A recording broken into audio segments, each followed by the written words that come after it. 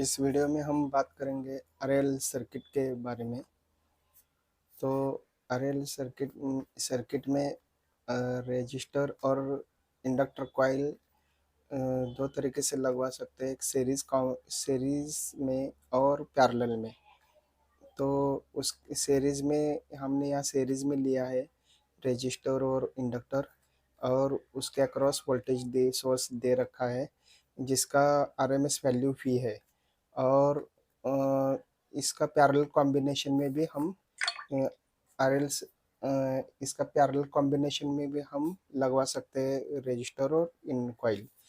और इसमें हम चार कंडीशन की बात करने वाले हैं। पहला है इनिशियल कंडीशन। इनिशियल कंडीशन में क्या होता है, यहाँ पे वोल्टेज जो है वो इनिशियल कंडीशन में नो वोल्टेज अप्लाई बोले तो वोल्टेज अप्लाई नहीं करते, उसके कारण इनिशियल करंट जो रहता है वो ज़ीरो रहता है, और उसके कारण जो है रजिस्टर के अक्रॉस वोल्टेज ड्रॉप ज़ीरो है। और सपोज यहाँ पे हमने ये एसी वोल्टेज 240 वोल्ट्स ले लिया है, तो यहाँ पे सभी का सभी सप्लाई वोल्टेज इसके अक्रॉस आ जाएगा। यहाँ पे 240 और यहाँ पे है ज़ीरो। तो ये जो है इनिशियल कंडीशन में इसका जो वोल्टेज रहेगा कॉइल का वो हाई रहेगा, सप्लाई वोल्टेज के बराबर, और इसके अक्रॉस जो वोल्टेज रहेगा रजिस्टर के वो ज़ीरो रहेगा, और करंट नो करंट फ्लो रहेगा सर्किट में।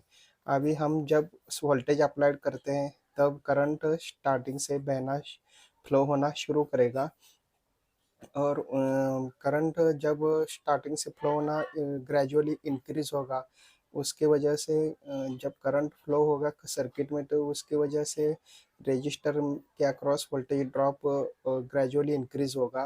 कहीं in current in phase with current, यानी कि जैसा करंट ग्रेजुअली इंक्रीज होगा वैसे वैसे रजिस्टर के अक्रॉस भी वोल्टेज ड्रॉप वैसे वैसे इंक्रीज होगा। वो इन आउट ऑफ फेज नहीं, इन फेज में इसके करंट के रेट ऑफ चेंज करंट का जो change rate of change of current है उसके फेज में ही इसके अक्रॉस वोल्टेज रजिस्टर के अक्रॉस वोल्टेज ड्रॉप होगा वीआर। और यहाँ की बात करते हैं, तो जब करंट इंक्रीज होगा तो इसके अक्रॉस जो सप्लाई वोल्टेज के बराबर जो वोल्टेज आया था इसके अक्रॉस मैक्सिमम वोल्टेज वो ड्रॉप होना चालू होगा, वो डिक्रीज होना चालू होगा। तो डिक्रीज रहेगा जब डिक्रीज होते ग्रेजुअली डिक्रीज होगा, और एक टाइम ऐसा है कि आई मैक्स जो है, अभी आई मैक्स बोले तो maximum current flow in the circuit, ये जो है समझो हमने मान के चले 4 एम्पियर है, सॉरी 4 एम्पियर आई मैक्स है। तो मैक्सिमम करंट जब एक पीक करंट जब फ्लो होगा तो वो इंस्टेंटेनियस करंट के टाइम पे इतना डिक्रीज होगा कि लगभग ये ज़ीरो होगा। इसके अक्रॉस जो वोल्टेज है इंडक्टर कॉइल के अक्रॉस वो ज़ीरो होगा, और इसमें सभी का सभी जो वोल्टेज ड्रॉप कर सर्किट में का वोल्टेज ड्रॉप ये रजिस्टर के अक्रॉस होगा, इसमें मैक्सिमम वोल्टेज ड्रॉप होगा, यार ये मैक्सिमम होगा, और करंट भी मैक्सिमम होगा। तो इसके अक्रॉस सभी का सभी वोल्टेज सर्किट में का सभी वोल्टेज ड्रॉप रजिस्टर के अक्रॉस होगा, और इसमें से जीरो वोल्टेज ड्रॉप होगा, नो वोल्टेज ड्रॉप। ये मैक्सिमम कंडीशन है। अभी इंस्टेंटेनियस जब करंट मैक्सिमम होता है उसके उसके बाद इंस्टेंटली करंट डिक्रीज होने चालू होता है। अब अब क्या होता है कि इसका जो बैक ईएमएफ क्रिएट होना चालू होता है, डेवलप होना चालू होता है कॉइल के अंदर। वो बैक ईएमएफ इस टाइम अभी इधर से ऐसा करंट इस डायरेक्शन में करंट फ्लो हो रहा है, तो इस उसके अपोजिट डायरेक्शन में इस उसके अपोजिट डायरेक्शन में बैक ईएमएफ कॉइल के अक्रॉस प्रोड्यूस होना चालू होता है, और वो ग्रेजुअली इंक्रीज होता है।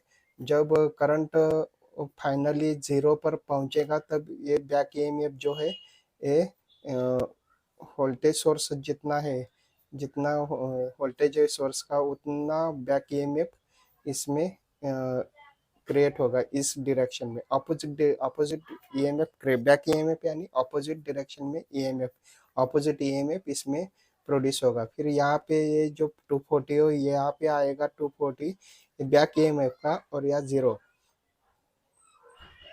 यहाँ ज़ीरो। अभी क्या है कि बाद में से ये जो है ये बैक ईएमएफ, और अभी करंट यहाँ से ज़ीरो हो चुका, और यहाँ पे वोल्टेज ड्रॉप अक्रॉस रजिस्टर भी ज़ीरो है, करंट भी ज़ीरो है। अभी उसके बाद क्या होगा, एक साइकिल कंप्लीट होगा और नेक्स्ट साइकिल में नेगेटिव साइकिल में इस डायरेक्शन में ऐसे करंट फ्लो होगा, इस डायरेक्शन में। अभी ऐसा करंट इसके बजाय इस डायरेक्शन में करंट फ्लो होगा। जब करंट फ्लो होने के जस्ट पहले ही ये बैक ईएमएफ ये प्रोड्यूस करेगा 240 वोल्ट्स का कॉइल के अंदर। तो इसमें से करंट के ऐसा जो वो सेल्फ इंड्यूस होगा, self induced back EMF, self induced EMF produce करता है, जो इसका ही इसके मैग्नेटिक फील्ड में ये बैक ईएमएफ स्टोर होता है, मैक्सिमम बैक ईएमएफ।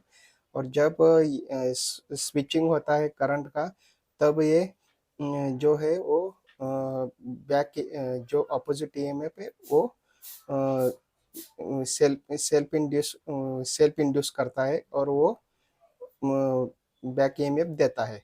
तो उसी के कारण तो करंट फ्लो होता है उसके अंदर। तो पहले ईएमएफ देता है, यानी कि पहले वोल्टेज देता है और बाद में से करंट फ्लो होता है इसके अंदर। तो इस यूँ कहते हैं कि हम कि इसमें से एक तो ये सर्किट के बारे में बोले तो उस वोल्टेज सर्किट का जो वोल्टेज है वो करंट के 90 डिग्रीज में लीड करता है। और या इसकी बात करें या फिर इंडक्टर की बात करें, तो इंडक्टर में का जो वोल्टेज है, उसके अक्रॉस वोल्टेज है ये, उसके थ्रू जो करंट फ्लो होता है इंडक्टर के अंदर, उसके करंट फ्लो के में लीड करता है, करंट से लीड करता है वो 90 डिग्रीज में, या फिर करंट लैग करता है वोल्टेज के, इसमें अक्रॉस जो वोल्टेज रहता है उस वो वोल्टेज से करंट 90 डिग्रीज का लैग करता है, पीछे रहता है। तो इस तरह ये इंडक्टर का एक फंक्शन रहता है। और जब अभी यहाँ से ऐसा करंट फ्लो होना चालू होगा, तो बैक इसका जो ईएमएफ है वो डिक्रीज होना चालू होगा, यानी कि वोल्टेज जो है इसके अक्रॉस वो डिक्रीज होना चालू होगा, और इसके अक्रॉस इंक्रीज होना चालू होगा। करंट भी ग्रेजुअली इंक्रीज होगा, तो ये इसके अक्रॉस भी वोल्टेज ड्रॉप इंक्रीज होगा रजिस्टर के अंदर। और जो इंडक्टर के अंदर जो वोल्टेज ड्रॉप है वो डिक्रीज होना चालू होगा। वो जब करंट बहता है, यानी कि जब करंट इंक्रीज होता है, इंक्रीज कंडीशन में जो ये बैक ईएमएफ नहीं देता, बल्कि जो इसका जो बैक अपोजिट ईएमएफ होता है वो रिड्यूस होना चालू होता है। और मैक्सिमम करंट में, मैक्सिमम जो करंट रहता है इंस्टेंटेनियस करंट, वो उसमें इसके अक्रॉस जो वोल्टेज रहता है वो बैक अपोजिट ईएमएफ तैयार हुआ हुआ वो ज़ीरो होता है, और इसमें से सभी का सभी वोल्टेज ड्रॉप होता है। अगेन सेम प्रोसेस, अगेन ये करंट कुछ इंस्टेंटेस मैक्सिमम करंट के बाद ये करंट डिक्रीज होना चालू होगा। जब इसका ये फिर इस दिशा में करंट फ्लो होता है, तो इसका बैक ईएमएफ अपोजिट डायरेक्शन में डेवलप होता है करंट कॉइल के अंदर, इस डायरेक्शन में। तो बैक ईएमएफ इस डायरेक्शन में डेवलप होना चालू होता है जब ये करंट मैक्सिमम करंट के जस्ट बिलो के वैल्यू में डिक्रीज होना चालू होता है, तब इसमें से बैक ईएमएफ प्रोड्यूस होना चालू होता है।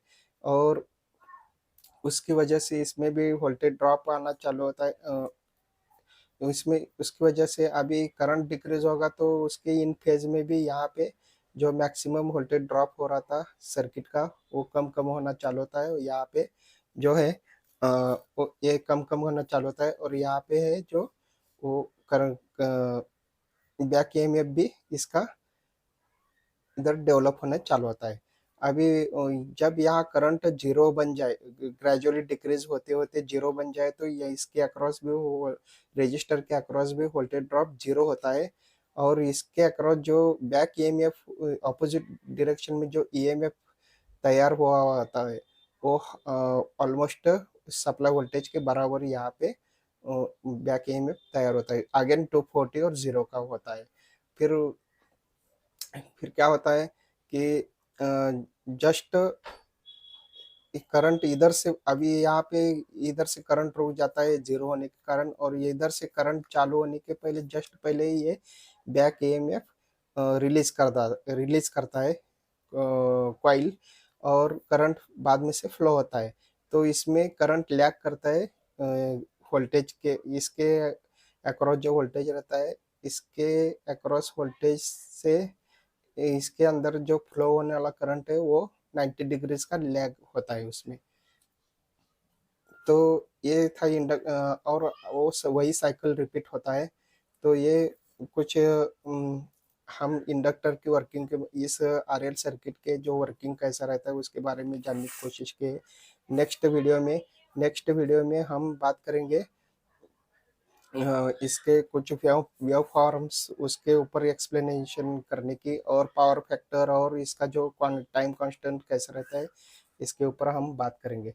तो इस वीडियो में इतना ही, मिलते हैं नेक्स्ट वीडियो में। और वीडियो अच्छा लगा तो प्लीज़ लाइक शेयर कमेंट, और प्लीज़ चैनल को सब्सक्राइब कीजिए। और मिलते हैं नेक्स्ट वीडियो में। Thank you very much.